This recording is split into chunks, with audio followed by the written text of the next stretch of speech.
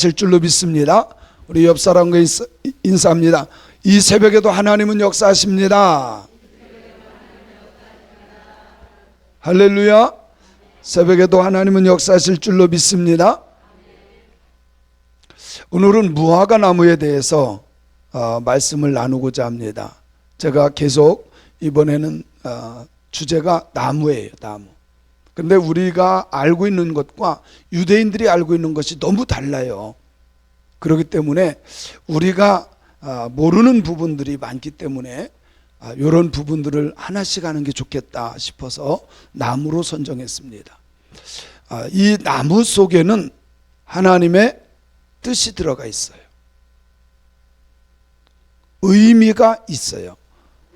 그래서 대체적인 나무 속에 이 예수 그리스도가 들어가 있다는 것을 기억해야 돼요. 무화과 나무에 대해서 오늘 듣는데, 자, 첫째는 무화과 나무는 잎이 크기 때문에 그늘을 만들어줘요. 그리고 유대인들에게 있어서 선악과가 어떤 나무일까? 우리는 선악과가 사과처럼 생각하는데 유대인들이 생각하는 선악과는 아마도 무화과일 거다. 유대인들이 생각하는. 왜 그러냐면 그 지역에, 고대 근동 그 지역에 잎이 이렇게 넓은 게 없어요. 치마를 이런 것으로 만들 수는 없잖아요. 그죠? 그래서 유대인들이 생각하는 선악과는 어쨌든 이 나무일 거다라고 하는 설들을 갖고 있어요. 그리고 이스라엘은 건기와 우기가 있는데, 건기는 비가 오지 않아요. 4월부터 10월까지는 비 한 방울이 안 와요. 물론 예외는 잠깐 있을 수 있지만 거의 그렇게 돼요. 그리고 우기철에는 11월부터 3월까지는 엄청 비가 많이 와요. 우리하고 좀 달라요. 그래서 겨울에 가면, 우기철에 가면, 요때가 겨울인데, 요때가 우기철에 겨울인데 싹이 막 나고, 왜 비가 오니까, 비가 있으니까. 건기에는 비가 오지 않기 때문에 습도가 전혀 없어요. 그래서 그늘 밑에만 들어가면 엄청 시원해요. 우리는 여름이면 막 온도가 40도 올라가면 습하잖아요. 그래서 더 짜증나고. 근데 그늘만 들어가면 시원해요. 막 냉장고에 들어간 것처럼 시원해요. 습도가 없기 때문에. 그늘만 있으면 시원한데 무화과 나무 그늘이 최고입니다. 무화과 나무 그늘. 유대인들은요, 낮에는 성경 읽고 공부해요. 근데 공부하는 곳이 회당인데, 근데 뭐 집집마다 가까운 회당이 있어야죠. 그리고 낮에는 캄캄해. 그러다 보니까 자연적으로 낮에는 무화과 나무 그늘 밑에 들어가서 율법을 공부한다는 사실이죠. 그리고 해가 지면 유대인들은 활발하게 활동하게 돼요. 자, 우리 오늘 본문 말씀인데 잘 한번 읽어보세요. 시작. 나다나엘이 가로되 어떻게 나를 아시나이까? 예수께서 대답하여 가라사대 빌립이 너를 부르기 전에 내가 무화과 나무 아래 있을 때에 보았노라. 나다나엘이 대답하되 라삐요, 당신은 하나님의 아들이시요 당신은 이스라엘의 임금입니다. 이렇게 고백하는 것을 우리가 볼 수 있는데요, 빌립이 나다나엘을 전도하려고 그래요.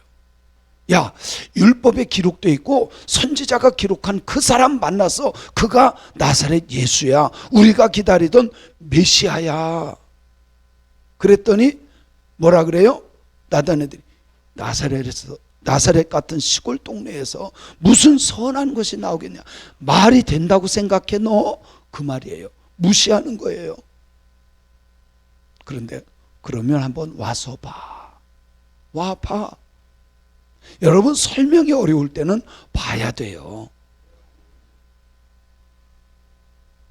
그때 예수님께서 같이 읽어볼게요. 시작. 예수께서 나다나엘에게 자기에게 오는 것을 보시고 그를 가리켜 가라사대 보라, 이는 참 이스라엘 사람이라 그 속에 간사한 것이 없다.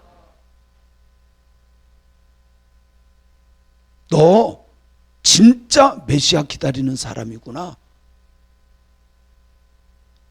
쉽게 말하면 그 말이에요. 참 이스라엘 사람, 참 이스라엘 사람은 메시아 기다려요. 그죠? 그리고 네 속에는 간사함이 없어. 그러니까 속과 겉이 같은 사람이야. 그 뜻이에요. 그랬더니 나다니엘이 이렇게 말해요. 어떻게 나를 압니까? 어떻게 합니까? 예수님이 대답합니다. 빌립이 너를 부르기 전에 내가 무화과 나무 아래에 있을 때 봤다.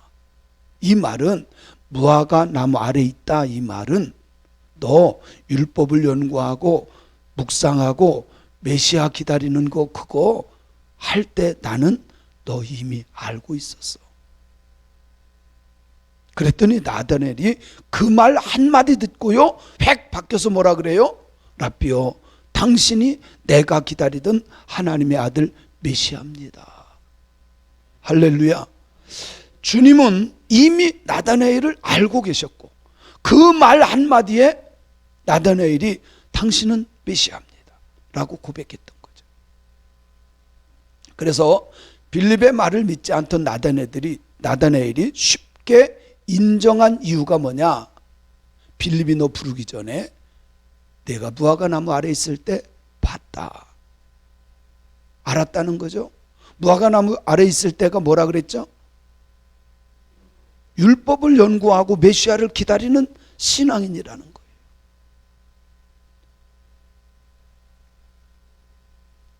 여기에 봤다, 보았노라 라고 하는 말, 에이도라고 하는 단어인데 동사, 직설법, 과거, 능동태 1인칭 단수예요. 이 문법에는요 하나님의 의도가 들어가 있어요. 여기 보다, 알다, 시인한다 이런 의미인데요, 예수님께서 빌립을 데려오기 전부터 예수님은 빌립을 알고 있었어요. 만세 전부터 나다니엘에 대해서 주님은 하나님이시기 때문에 알고 계셨다는 거예요. 여러분, 내가 예수 믿기 전부터 하나님은 나를 알고 계셔요. 깨닫길 바랍니다. 그래서 주님께서도 내가 다 알고 있었어 그 말이에요.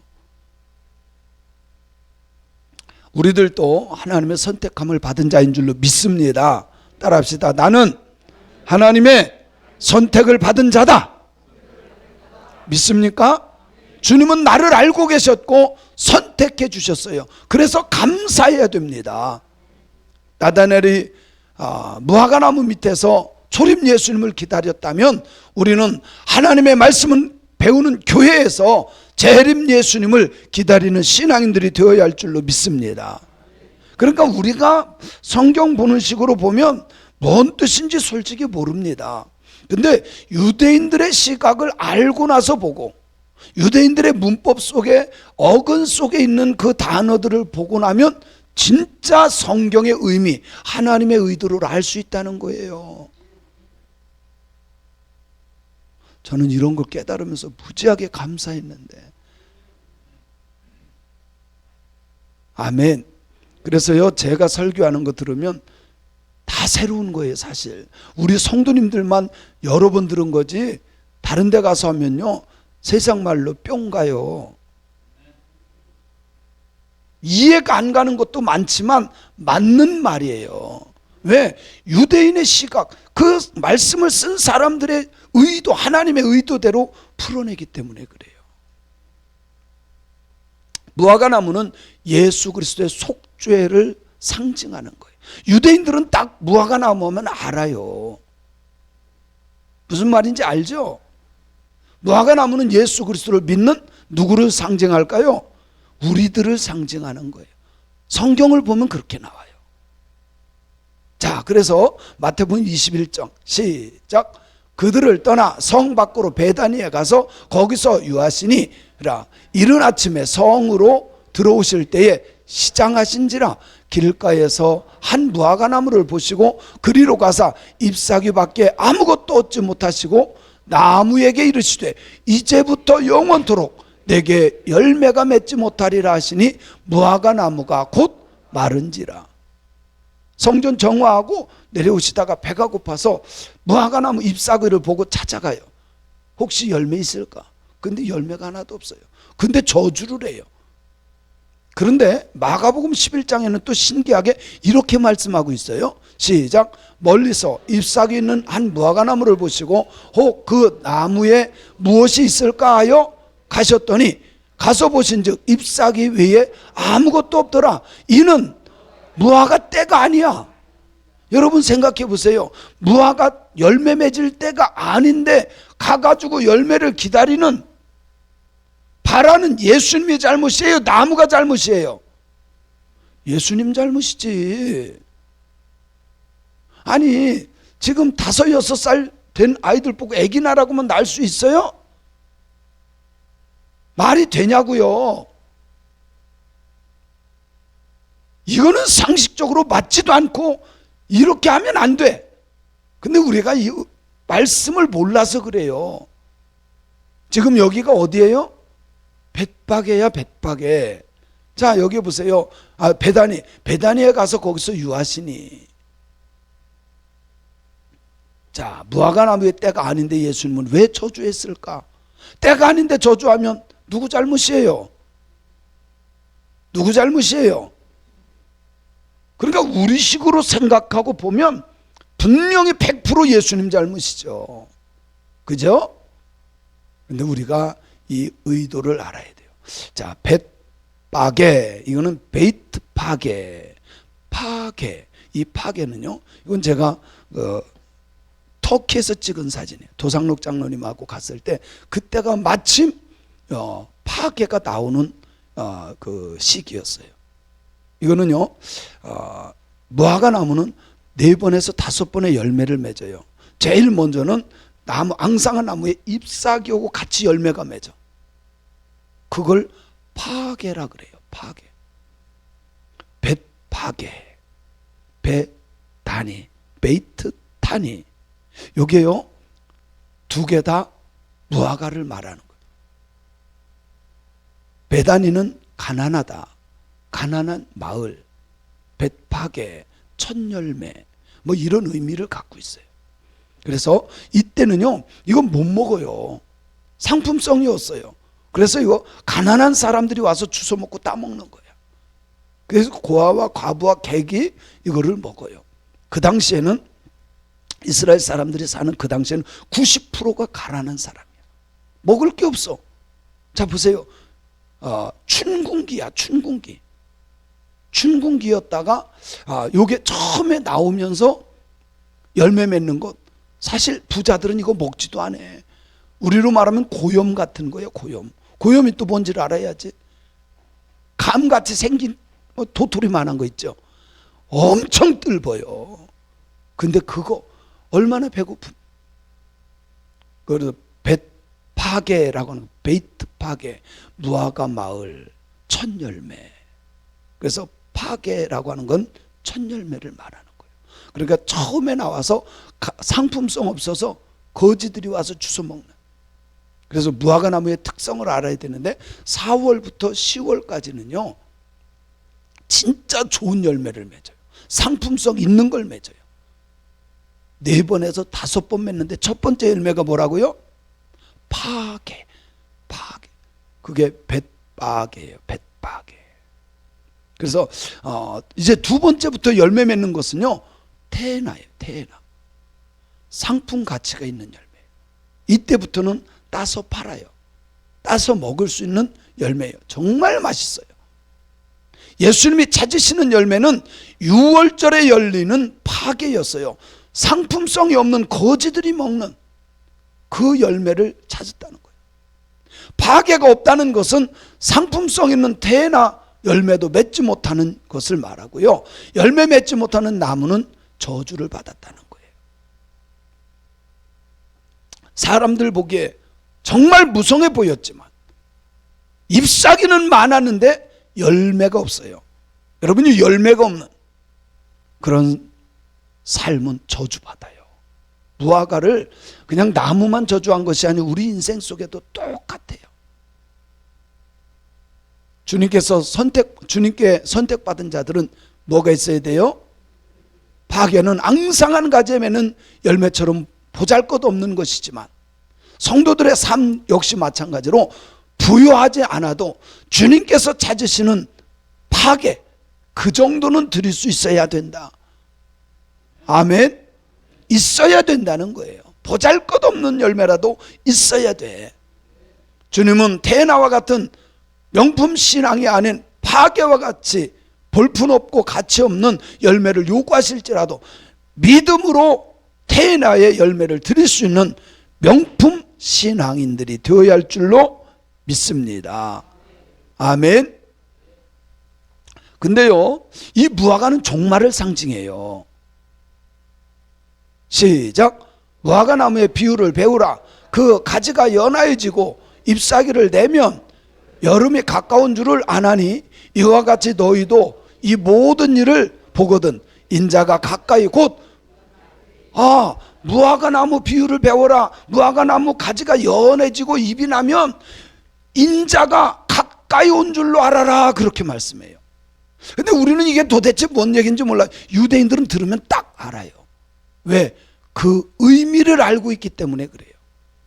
무화과는요, 종말을 의미하는 거예요. 마태복음 24장은 종말장이에요. 그래서 소계시록이다 이렇게 말해요. 작은 계시록이다. 종말장인데 종말을 무화과 나무로 비유합니다. 무화과 나무의 가지가 연하여지고 잎이 무성하면 여름이 가깝고, 그죠? 여름이 가깝고 예수님 올 때가 가까운 줄을 알라. 뭐가 가깝고? 여름이 가깝고 예수님 오실 때가 가까운 줄 알아라. 무화과 나무는요, 봄, 여름, 가을, 겨울을 알려주는 나무예요. 참 신기하게 봄, 여름, 가을, 겨울을 이 무화과 나무를 보면 다 알아요. 유대인들은 다 알아. 그래서 이 무화과 나무를 보고 사계절을 알 수 있어요. 우기인 겨울철에는 잎이 떨어져서 앙상한 모습이에요. 가지밖에 없어요. 3, 4월이 봄에 되면 앙상한 가지에 파괴와 같이 잎사귀가 나와요. 그래서 열매가 있고 잎사귀가 나오면 봄이구나.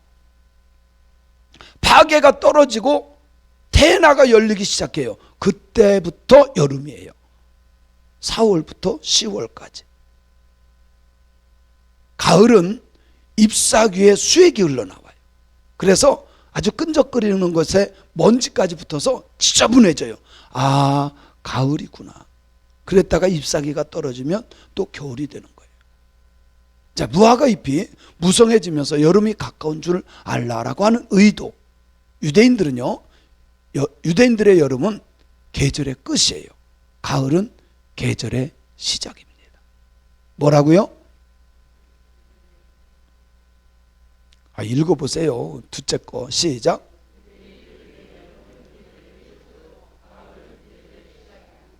유대인들에게 여름은 종말의 의미를 갖고 있기 때문에 그래요. 종말의 의미. 나팔절기가 있는 10월이 민간력으로 1월 1일이에요. 무슨 말인지 알죠? 민간력으로 1월 1일이라니까. 그러니까 여름은 뭐예요? 종말이야. 끝이야, 끝.